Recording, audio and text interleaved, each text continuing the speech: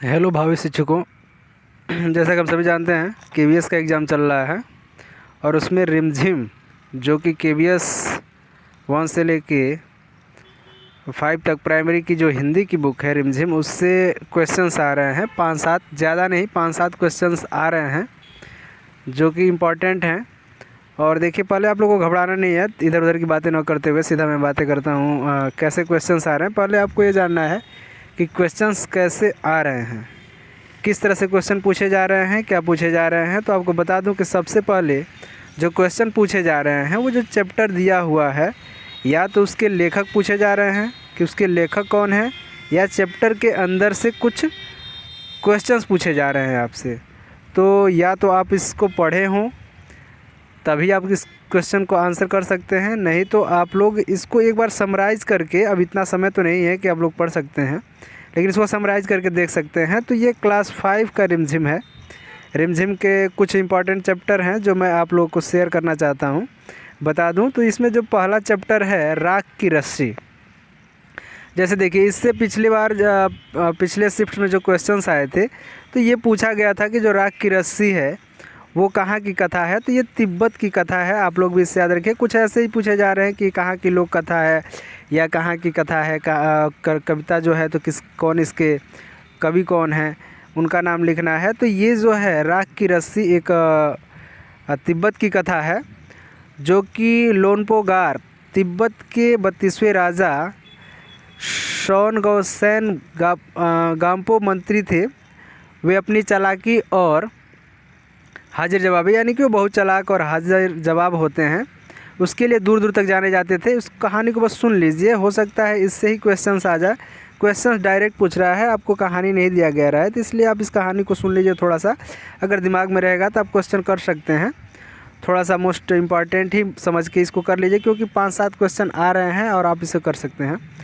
तो मैं जल्दी जल्दी बता देता हूँ इसको। तो इसमें क्या होता है कि बहुत हाजिर जवाबी होते हैं, यानी कि तेज़ तर्रार होते हैं, लेकिन उनका लड़का भोला होता है। उनका लड़का बहुत ही भोला होता है और वो वैसा नहीं होता है, तो उसको लेकर बहुत चिंतित होते हैं। तो वो क्या करते हैं, अपने लड़के को 100 भेड़ें देते हैं और उसको बोलते हैं बाज़ार जाओ और वहाँ से तुम क्या करना है, इस भेड़ों को मारना भी नहीं है और इन भेड़ों को बेचना भी नहीं है, और तुम्हें क्या करना है 100 बोरी अनाज, जौ के अनाज लेकर आना है। तो वो लड़का लेकर चला जाता है और 100 बोरे जौ के अनाज लेकर आना शर्त रहता है, लेकर जाता है। लेकिन वो तो भोला होता है, कुछ जानता नहीं है, तो बाज़ार जाता है तो वैसे बैठा रहता है मन मार के। तो उसके पास एक लड़की आती है और वो पूछती है, तो बताता है अपनी समस्या। तो वो लड़की क्या करती है कि उन भेड़ों के जो बाल होते हैं उन बालों को उतार के और बेच देती है। भेड़ों के बाल को उतार कर बेच देती है और उससे क्या होता है कि वो अनाज खरीद के देती है और वो लेकर जाता है। तो राजा जब वो मंत्री देखता है तो वो उससे बहुत ज़्यादा खुश नहीं होता है, तो फिर वो उसको भेजता है और फिर कहता है कि इस बार तुमको बाल भी नहीं इनके उतारने हैं और तुमको 100 बोरी अनाज लेकर आना है। तो इस तरह से वो जाता है। तो फिर वो बैठता है वहीं पे, फिर वो लड़की आती है, फिर उसकी समस्या सुनती है। तो उस बार क्या करती है, उसके सींग काट के, भेड़ों के सींग काट के वो बेच देती है। तो फिर लेकर जाता है। अब वो मंत्री थोड़ा सा सोच में पड़ जाता है कि कौन इसकी सहायता कर रहा है। वो पूछता है तो बताता है। तो फिर वो कहता है कि जाओ उससे कहो कि वो राख की रस्सी लाए जिसे मैं पहनूंगा। तो राख की रस्सी 9 हाथ की राख की रस्सी लाने के लिए बोलता है। तो क्या करती है लड़की, भी चालाक रहती है, काफ़ी बुद्धिमान होती है। तो लड़की क्या करती है कि उसको रस्सी लेती है और एक पत्थर पे उसको जलाती है, उसको मोड़ के 9 हाथ की रस्सी लेती है, मोड़ के जलाती है और उसमें कुछ लगा देती है और उसी तरह से जला हुआ रस्सी वो बन जाता है, जला हुआ रस्सी जो है वो बच जाता है। तो उसको लेकर जाती है राजा। वो मंत्री देख कर या बहुत खुश होता है और बाद में उससे अपनी लड़की की शादी करा देता है। तो ये है पहले चैप्टर का, इतना हो गया। अब दूसरा चैप्टर है आपका फसलों के त्यौहार। यह जो है, हम जानते हैं कि हमारे जितने भी फसलें होती हैं उनके बाद कोई ना कोई त्यौहार पड़ता है। जैसे मान लीजिए कि ये खिचड़ी है, होली है, और आप जब दक्षिण भारत में जाएंगे, उत्तर भारत में होता है, दक्षिण भारत में जाएंगे तो दक्षिण भारत में जैसे ओणम मनाया जाता है, पोंगल मनाया जाता है, इस तरह से त्यौहार होते हैं। तो ये भी एक कहानी है उत्तर भारत की या मध्य भारत की कह सकते हैं। तो उत्तर प्रदेश है, मध्य प्रदेश है, ये सब बिहार है इनके, तो वहीं की ये कहानी है जिसमें आप देखेंगे कि इसमें भोजपुरी लैंग्वेज का भी यूज़ हुआ है। इस पार्ट में आप पढ़ के देख सकते हैं इसको। तो इसमें क्या होता है कि उस दिन खिचड़ी का त्यौहार होता है, खिचड़ी का त्यौहार। और लोग ये सोचते हैं कि खिचड़ी का त्यौहार हो जाता है तो धूप होने लगता है, लेकिन इस बार धूप नहीं होता है। जैसे कि इस बार भी धूप नहीं हुआ था, तो धूप नहीं होता है और बच्चे जो हैं दुबके रहते हैं बिछौने में, लेकिन वहाँ से उनकी माँ बाहर निकालती हैं। और उस दिन जैसे लोग क्या करते हैं कि जानते हैं, तिल जो है, चावल जो है, उसका दान किया जाता है। और उस दिन खिचड़ी घरों में बनती है। डिमांड वाले और फरमाइश वाले जो व्यंजन नहीं बनते हैं, उसी तरह से इसी तरह की कहानी है इसमें, और यही सब बताया गया इस कहानी में। तो ज़्यादा कुछ नहीं है, इसी से रिलेटेड है और उत्तर भारत की ये कहानी है।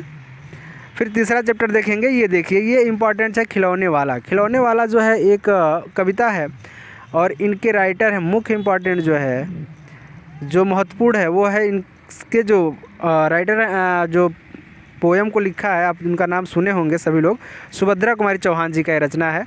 ये रचना सुभद्रा कुमारी चौहान जी का है और है खिलौने वाला। इसको याद रखना है कि देखिए इसमें क्या होता है कि ये खिलौने बेचने वाला आता है और एक लड़का जो है अपनी माँ से जिद करता है खिलौने के लिए, लेकिन वो इस तरह के जैसे मोटर गाड़ी या खिलौने जो तोते पिंजड़े में बंधे हुए वैसे खिलौने वो नहीं चाहता है। वो चाहता है तीर और धनुष। तीर और धनुष ये एक तरह का व्यंग कह सकते हैं, या एक तरह का जब देश गुलाम था उस समय की घटना से, कि हमारे ऊपर, जो हमारे देश के ऊपर अंग्रेज़ों का राज था, तो लड़का भी उसी तरह से जैसे रामचंद्र ने रावण को जीता था तीर धनुष से मार के, उसी तरह से वो लड़का भी कहता है कि मुझे और सब खिलौने नहीं चाहिए, तीर धनुष चाहिए। तो ये एक कहानी है, इस तरह से ये एक कविता है खिलौने वाला। तो इसके जो लेखक हैं ये सुभद्रा कुमारी चौहान है, इसको याद रखिएगा। चौथा है आपका नन्हा फनकार। नन्हा फनकार क्या है? ये भी एक लड़के की कहानी है जो कि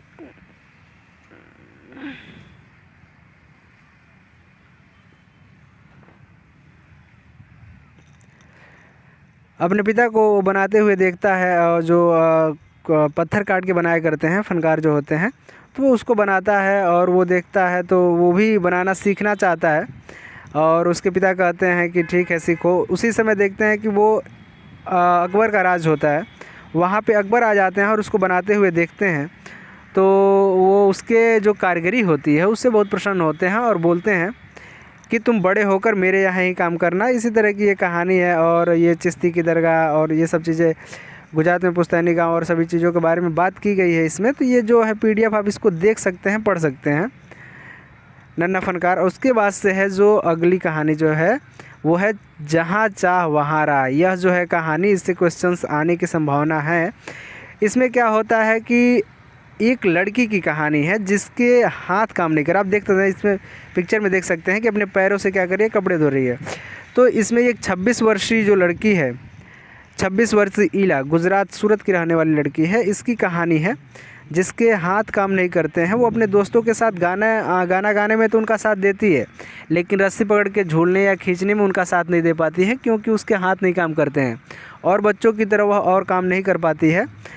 लेकिन वह यह सब देख के मायूस नहीं होती है और उससे क्या करती है कि वो सोचती है कि क्या करें, सोचती है कि वो इस चीज़ को सोचती है कि इसको ओवरकम किया जाए किसी भी तरह से। और वो क्या करती है कि अपने पैरों से काम करना शुरू कर देती है। और कभी कभी वो, आप जानते हैं कि कोई भी अंग भंग होता है तो उससे क्या होता है कि दूसरे अंग जो हैं ज़्यादा एक्टिव हो जाते हैं, तो उसके पैर ज़्यादा एक्टिव हो जाता है और वो उससे बहुत अच्छा कोई भी काम, लिखने का, पढ़ने का, लिखने का, खाने का, कपड़े धोने का, सभी काम वो कर लेती है। और कभी कभी तो लोग देखकर यह दंग रह जाते हैं कि जो काम हाथ से लोग अच्छे से नहीं कर पाते हैं वो काम अपने पैरों से कर देती है। तो इसीलिए इस चैप्टर का नाम है जहाँ चाह वहाँ राह। अगला चैप्टर है आपका चिट्ठी का सफ़र। देखिए चिट्ठी का सफ़र है, यह भी एक कहानी है जो ये बताता है कि पहले पुराने ज़माने में लोग, यानी कि पहले के ज़माने में लोग कैसे कबूतरों से अपने संदेश भेजा करते थे। लेकिन अभी क्या हुआ है कि जब चिट्ठी का चलन हुआ तो चिट्ठी के संदेश कैसे भेजा जाता है इसके बारे में बताया गया है। और एक बात इसमें पिन कोड की कब शुरुआत हुई तो देख लीजिएगा। इसमें देखिए शुरुआत जो है 15 अगस्त 1972 को डाक तार विभाग द्वारा पोस्टल नंबर योजना या पिन कोड की शुरुआत हुई थी। तो यही कहानी है इसमें। यह है आपका चिट्ठी का सफ़र। और 7वां चैप्टर है, देखिए डाकिए की कहानी कंवर सिंह की जुबानी। ये एक क्या है कि कंवर सिंह जो हैं, ठीक है ना, एक डाकिए की कहानी कंवर सिंह की जुबानी, ठीक है। तो इनके माध्यम से क्या है, कंवर सिंह जो हैं ये एक डाकिया रहते हैं और ये पहाड़ी इलाके में काम करते हैं। ठीक है। और पहाड़ी इलाके में काम करते हैं, काम करने के दौरान ही उनके लड़के का जो डेथ हो जाता है पहाड़ से गिर के, ये जो कि पहाड़ी इलाकों में आम बात है, तो डेथ हो जाता है, लेकिन फिर भी वो अपने काम में डटे रहते हैं, लगे रहते हैं, जिसकी वजह से उनको सरकार पुरस्कार भी देती है। तो यही कहानी है डाकिया की कहानी, कंवर सिंह की जुबानी। इसमें एक क्या होता है, पत्रकार उनका इंटरव्यू लेता है और वही कहानी छपी हुई है। तो इसमें आप चाहें तो इसको पढ़ भी सकते हैं। और इसके जो लेखक हैं, ये देखिए, इसमें लेखक हैं प्रतिमा शर्मा। प्रतिमा शर्मा यानी कि इस कहानी को लिखा है प्रतिमा शर्मा ने। और फिर है 9 नंबर, एक माँ की बेबसी। एक माँ की बेबसी एक कविता है। इस कविता को पढ़ते समय आंखों के सामने कई चित्र बनते हैं। बचपन का चित्र, बचपन के खास खास खेल और साथियों का चित्र, इन साथियों के एक साथ साथी रतन का। और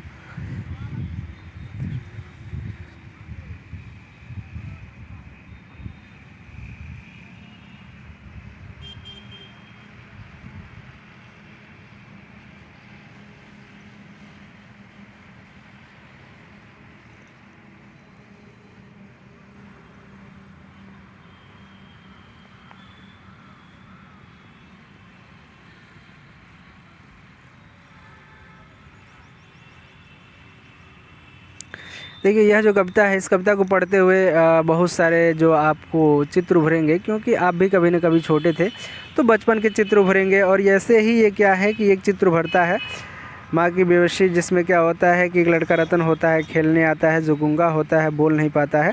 इसी तरह की कविता है। इसमें देखिए कविता के जो लेखक हैं, जो कवि हैं, सभी जानते हैं, उनको आपको जानना ज़्यादा जरूरी है। कुंवर नारायण। और उसमें कुंवर नारायण जो कि केवीएस, ये क्या है, कविता है एक माँ की बेबसी, ठीक है, एक माँ की बेबसी, कुंवर नारायण, एक जो हिंदी की बुक है, याद रखिएगा, एक क्वेश्चन आ रहे हैं 5-7, ज़्यादा नहीं, 5-7 क्वेश्चन आ रहे हैं कुंवर नारायण, जो कि इसको आप याद कर लीजिएगा। और देखिए, पहले आप लोगों को घबराना नहीं है, किसी भी तरह से ट्रिक बना लीजिएगा, ट्रिक बना के याद करिएगा। माँ की बेबसी, कैसे क्वेश्चन आ रहे हैं, पहले आपको ये जानना है माँ की बेबसी, बेटा कुंवारा, ऐसे भी याद कर सकते हैं। माँ की बेबसी, कुंवर, किस तरह से क्वेश्चन पूछे जा रहे हैं, क्या पूछे जा रहे हैं। तो आपको बता दूं कि सबसे पहले